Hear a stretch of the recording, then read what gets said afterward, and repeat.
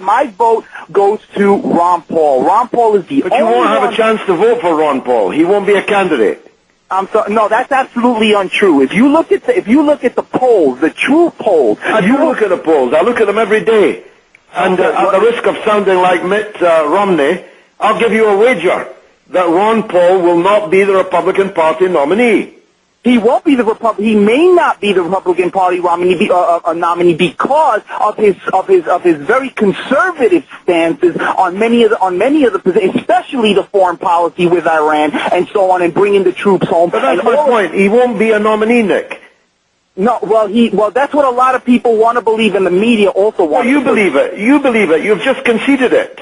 No. I said there's a possibility of that if people believe like what you're saying right now. But I don't believe that at all. Nick, I'll bet you $10. $10 I'll give you.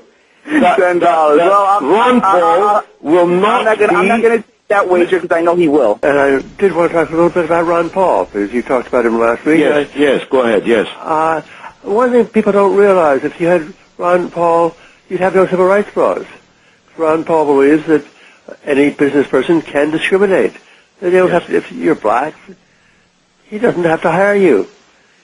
He doesn't. He thinks that the state is too big, that it interferes in too much, and that's code in the libertarian right-wing circles in which he moves for basically abolishing such good things as we've managed to persuade various eras of the state to do.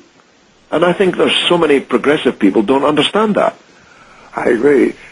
But I don't really think we have to worry. I don't think he is going to be the president because I don't think the 1% want him. They don't want ruthless competition. They like things like the Securities and Exchange Commission. They like the Federal Reserve.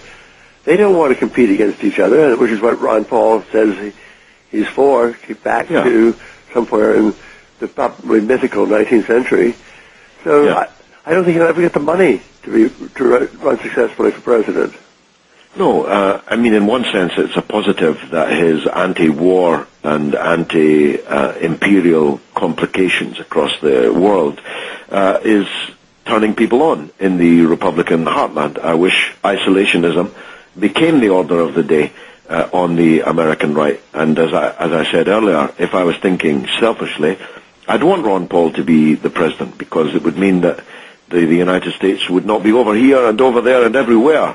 But I can scarcely believe that for the poor, for the working class in America, the introduction of capitalism red in tooth and claw, untrammeled,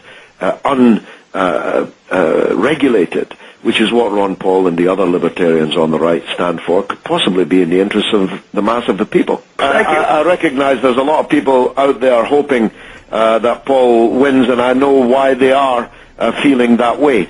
But I think they'd get a very rude awakening. The red in tooth and claw capitalism in which he believes, the abandonment of the state in huge areas of public life would, I think, take the United States back to what an earlier caller said is a kind of mythical 19th century.